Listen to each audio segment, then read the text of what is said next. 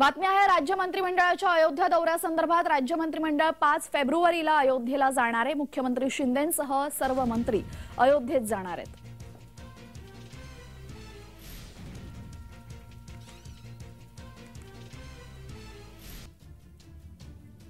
आपल्यासोबत आमचे प्रतिनिधी शुभम उमाळे जोडले गेलेले आहेत। शुभम, आपण बघू शकतो अयोध्येमध्ये प्रभू श्रीरामांच्या मूर्तीची प्रतिष्ठापना झाली आणि आता 5 फेब्रुवारी रोजी अयोध्येला मंत्रिमंडळासह मुख्यमंत्री शिंदे आणि दोन्ही उपमुख्यमंत्री जाणार आहे। काय अधिकची माहिती?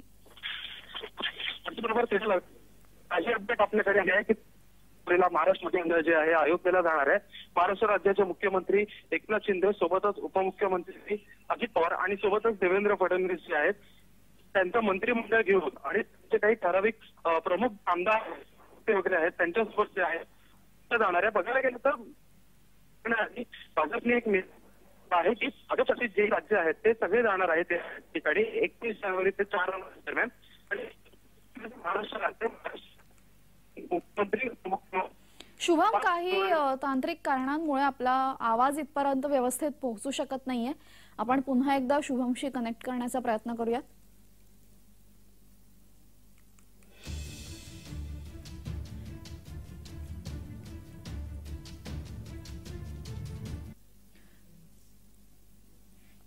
दरम्यान अयोध्येला जाण्याबाबत मुख्यमंत्री शिंदे आणि दोन्ही उपमुख्यमंत्री यांनी काय वक्तव्य केलंय पाहूयात।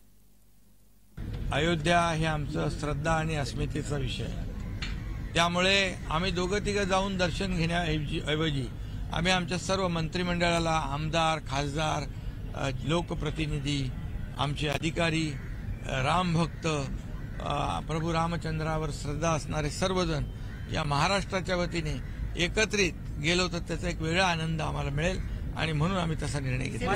आम्ही फेब्रुवारी महिन्यामध्ये निश्चितपणे कारसेवेला जाईल। आम्ही सगळेच कारसेवा नाही, कारसेवा झाली आहे, आता रामसेवेला जायचं आहे, रामदर्शनाला जायचं आहे।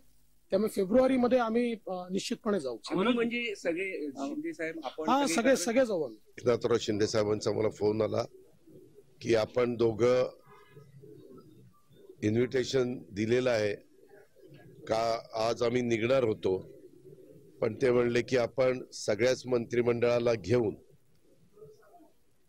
काही दिवसांनी तारीख ठरवू आणि त्यावेळेस महाराष्ट्राच्या वतीनं महाराष्ट्राचं मंत्रिमंडळ तिथं आलेलं आहे। कारण आम्ही दोघं जाणून बाकीचे सगळ्यांनाच तिथं उद्याच्याला परवानगी नव्हती आणि तशा प्रकारचा निर्णय राज्याच्या प्रमुखांनी घेतला।